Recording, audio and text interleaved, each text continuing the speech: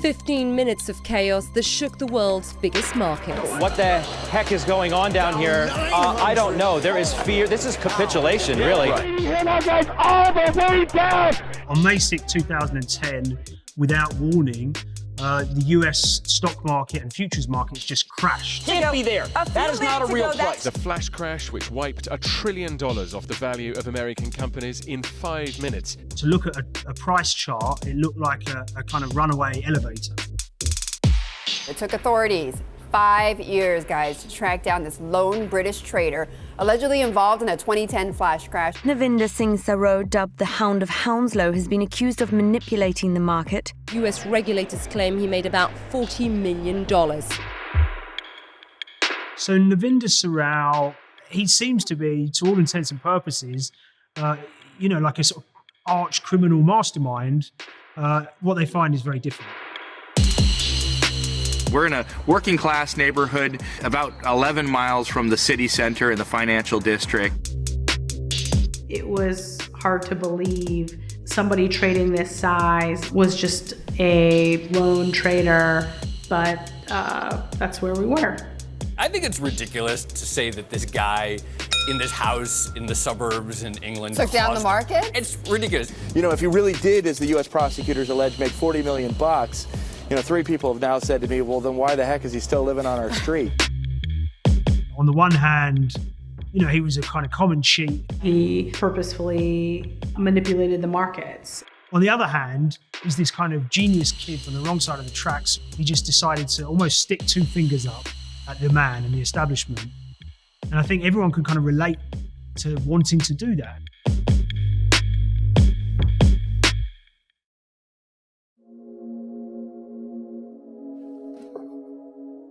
I'm Liam Vaughan. I'm an investigative journalist with Bloomberg in London, and I'm the author of a book called Flash Crash, which tells the story of the 2010 flash crash and Navinder Singh Saroo, the British day trader who was accused by the US government of causing it from his bedroom.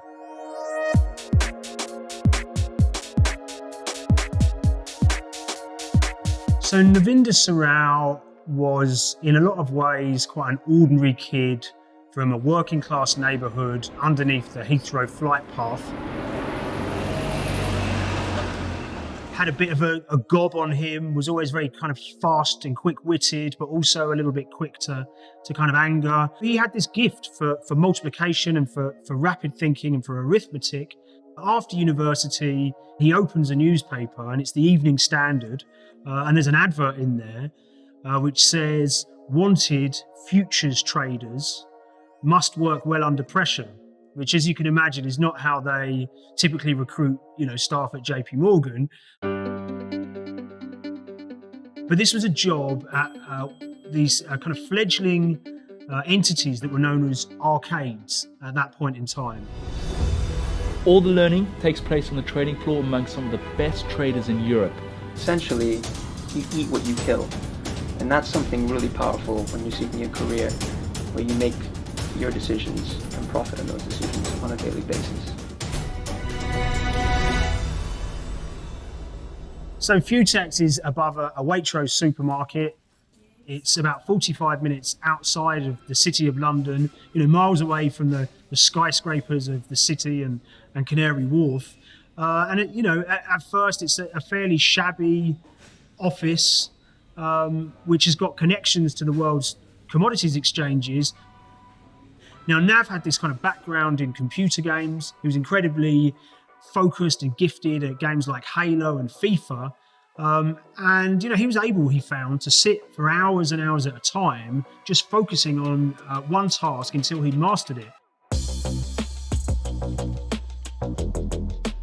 Fast forward, a couple of years, and Navinder is almost like a kind of enigmatic figure at Futex. He has decided that he can't stand the disruption of his colleagues chatting amongst themselves, getting very excited with market moves. So he moves himself to a desk completely isolated where he can work on his own. He buys himself a pair of ear defenders. They're not headphones, they're literally ear defenders of the type that road workers use.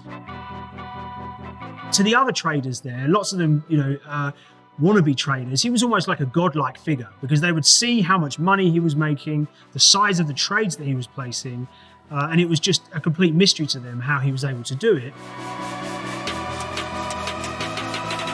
So Nav traded a financial instrument called the E-mini, which essentially tracks the S&P 500, which is the, a barometer essentially of the US stock market. And he's able to build a sense based on his constant reading of the market and his almost preternatural ability to determine whether he thinks the market's about to go up or down based on what's happening and the orders that are entering and leaving the market.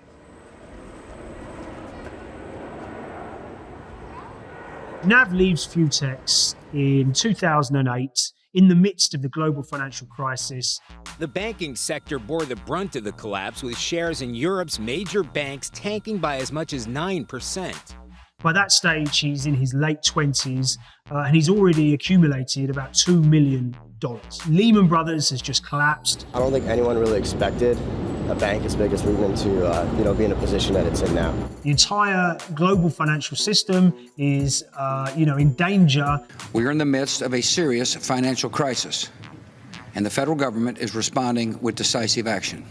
There's governments around the world stepping in to save financial institutions, and this is Nav's, first very big and successful trade, almost career-defining trade. He decides that with market prices as low as they are, eventually the government is going to have to step in and rescue them. So he places all of his money, which at that stage is a couple of $1 million, on this bet that the government's going to intervene and prices will rise again. And he times it absolutely perfectly. He places a trade on a Friday. The following Monday, the US government announces this big bazooka. Under our proposal, the federal government would put up to $700 billion taxpayer dollars on the line to purchase troubled assets that are clogging the financial system. And over the course of that week, US prices increased by 19%. Nav had ridden the wave, the entire wave, and he goes from a position of $2 million to suddenly being worth $15 million. And really, that's when he hits the big time. I'm trying to stack up my paper. That shit will a hater. The only time when they holler is when they need you for favors. See, you these haters are minor, cause this big shit is major. I'll be rocking designers and still designing my trainers. One of the striking things about Navinder is that he really doesn't spend any of the money he makes at all. He kind of makes a decision early on that he doesn't want to tell his friends and family about the money. He doesn't want to be seen as a show-off, and he doesn't want them to treat him differently. So rather than actually spending the money or telling other people about it, he just keeps it to himself and he lets the dollars grow in his profit and loss account. I was in the back with the bailers. You was doing fake with the favours. You was getting run down by the dippers. We were the ones with the tapers. You can't go to the ends. Never. Me, I'm there in my slippers. You would have thought that Nav would be delighted at the money that he's made and his position and how successful he is. But there's something that's frustrating and bugging him, and that is the arrival in the markets of this kind of new breed of participant that are known as high-frequency traders. So what is high-frequency trading? Well, high-frequency trading is where the markets have evolved to. So people have written rules that would normally be executed in a human being's brain into the computer, and they trade at very high frequencies because at high speeds because the computers and the communications lines allow them to. They buy stocks just before other people do and then resell them at a small increase, pocketing the tiny profit. So what's happening is a kind of skim. People are getting scalped in the market. Well, for Nav, he wasn't so interested in the kind of equality of the markets. He was more frustrated that his profits and his ability to kind of make money was getting squashed by these robots. We have executed 21 million shares already. Wow, and we are not even 3 minutes in. So in 2009, 2010, he makes this kind of fateful decision that he's going to build his own robot that's going to fight back against the HFT firms. And what he was planning to do was to essentially manipulate the market. And after a few, teething problems, it starts to work incredibly well.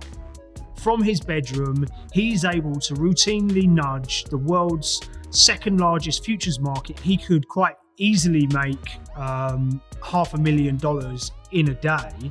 In the week before the flash crash, on one day he made $400,000. The next day he made $800,000. And if you can imagine, he lives in Hounslow. His parents' house is worth, $300,000, and he's making 3 times that amount every single day.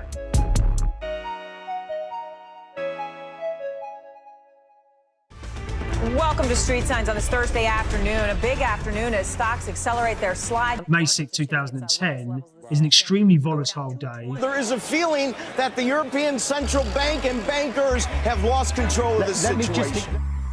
There's this index known as the fear index in financial markets, which kind of monitors volatility. And that morning it was up 30%. And Navinder starts to use his machine to pump sell orders into an already falling and very, very volatile market.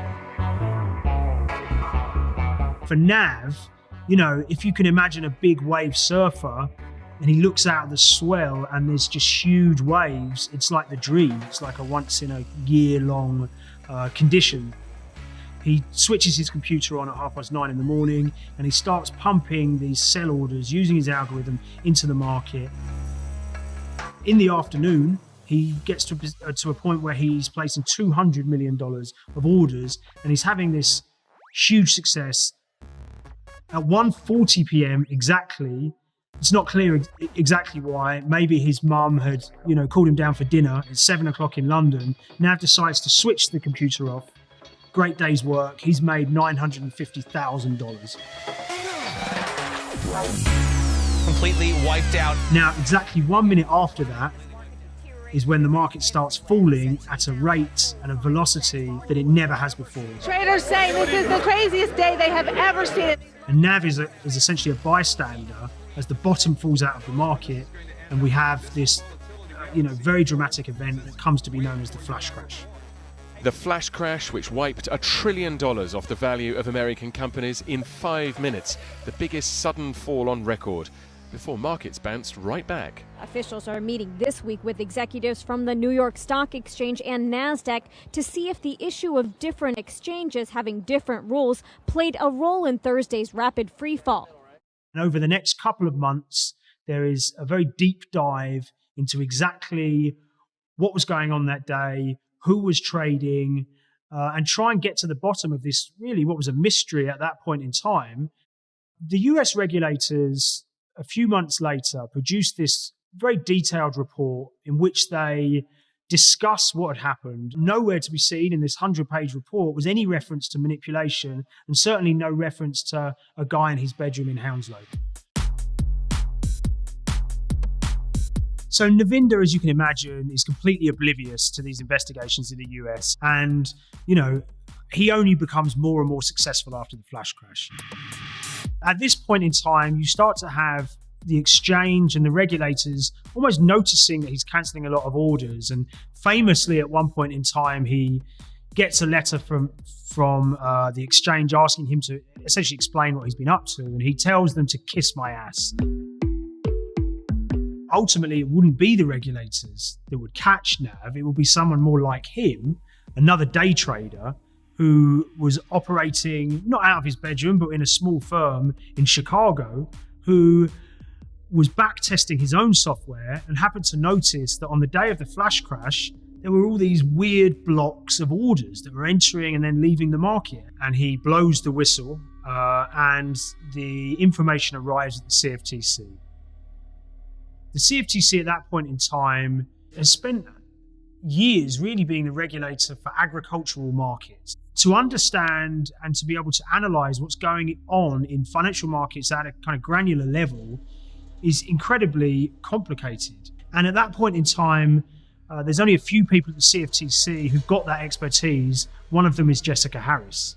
Can I get like an emissary, like a stand-in? No. The data sets that we reviewed for Nav's activity showed he would place these orders together and modify those orders several, sometimes thousands of times or hundreds of times before then canceling them and not getting hit.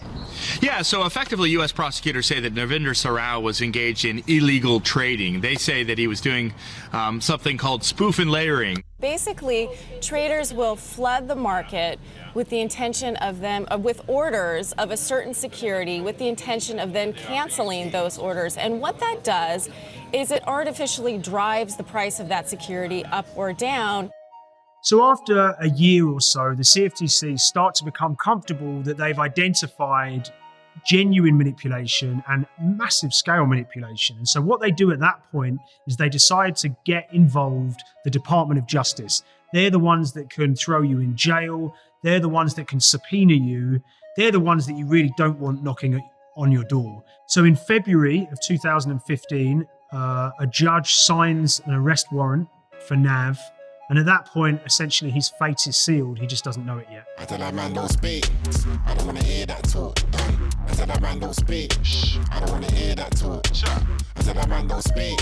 I don't want to hear that talk. I tell that man don't speak. I tell that man don't speak. So it's the morning of the arrest, and half a dozen police officers, 2 prosecutors from the US Justice Department, and 2 agents from the FBI rendezvous at a McDonald's that Nav knows incredibly well, which is about a mile from his house, and they discuss how they're going to arrest this criminal mastermind. As the sun rises that morning, they creep through the streets of Hounslow and arrive at this address where sleeping upstairs in bed is Navinder. They knock on the door and Nav's dad answers. He shouts upstairs, and down the stairs kind of pads this guy in tracksuit bottoms and a t-shirt, his hair askew, looking utterly confused.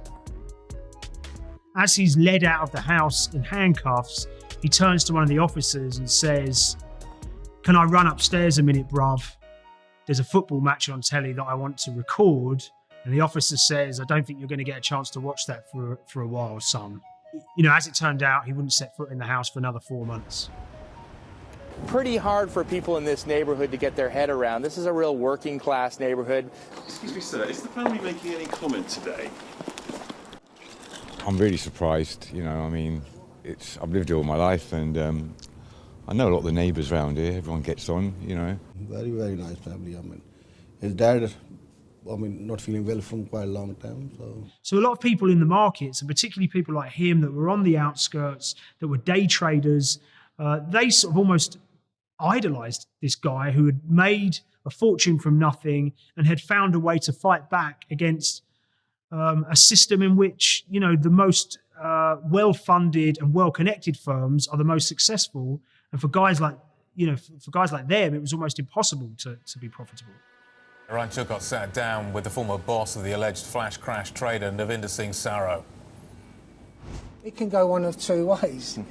If he's found innocent of the allegations, then he will be the world superstar trader. The British trader accused of helping cause the May 2010 flash crash spent last night in jail.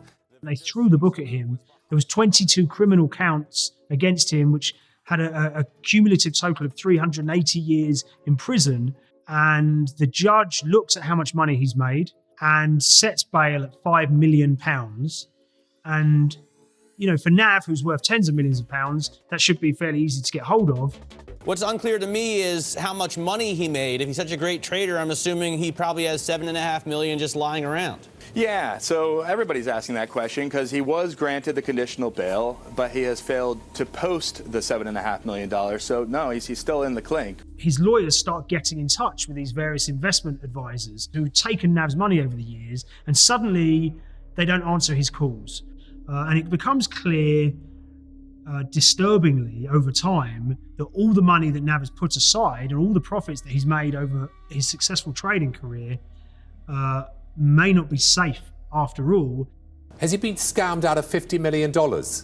It looks that way, Mark, yes. I mean, it's one of those stories that's almost too crazy to believe. Anyone that offered him a good rate of return, some of the places that he put his money offered him risk-free returns, and he seems to have been kind of willingly, very kind of willing to put it there. And Nav, on the one hand, is this kind of brilliant trader, and on the other, he's a kind of naive kid who's never worked in a bank, has no commercial experience, and, for want of a better word, has been duped by these guys. The bulk of his money was with this entrepreneur called Jesus, who turned around and said, mea culpa, I lost it all, I'll give it back to you when I can. And in the end, the judge decides to lower bail. So his parents have to put up the value of their house, and he gets let out. The British trader accused of helping cause the May 2010 flash crash is free on $7.5 million bail. The judge in the UK decided that he should be extradited to the US to stand trial.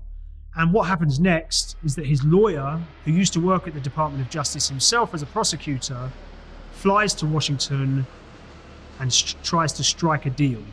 And he speaks to the prosecutors and he says, yes, you could go to trial, but there's a risk that you could lose. And Navinder's a very vulnerable guy. Maybe the jury will feel sorry for him. Why don't we strike a deal? We saw this guy who, initially we believed to be part of a bank or an HFT based on his trading activity and his size and the money that he was making, to somebody who evolved into just, a lone trader or an individual trading out of his house who didn't spend any money. And it was, I think, difficult to see what that motive was for him. And so the DOJ, weighs it up and ultimately agrees to that. And then he pleads guilty. By the time it came to Nav being sentenced, you have the US authorities having a very different perception of him. On the one hand, he was incredibly helpful. He opened their eyes to how market abuse goes on. He helped them build a number of cases. He was about as useful a witness as you can imagine. But beyond that, he was also so far removed from the archetypal, greedy financial criminal. By this stage, he'd been diagnosed with Asperger's syndrome, which kind of provided a useful prism for a lot of his actions, his kind of the way that he treated the authorities. So by that stage, the US authorities wrote a note to the judge where essentially they said, listen, he's had enough punishment. He's been incredibly helpful to us. We recommend that we let him off at this point with time served. And that's quite a remarkable thing for the US government to say. And I think if you take everything into consideration, the fact that he essentially lost all of his money, I believe that the government made the right decision. So the judge in the end sentences Nav to a year of house arrest. There's a great circularity to the story because that's why he got in trouble in the first place. And obviously, as ever, Nav's timing was impeccable because within a couple of months, because of the pandemic, we were all in lockdown anyway. But now I'm living that life.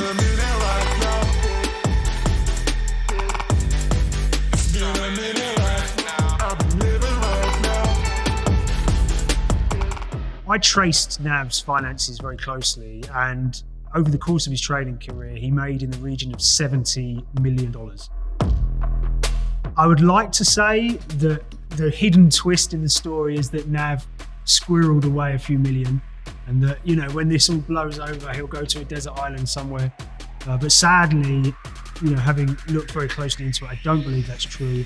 Nav is penniless, and to be honest with you, I don't think it's made much difference to his life at all.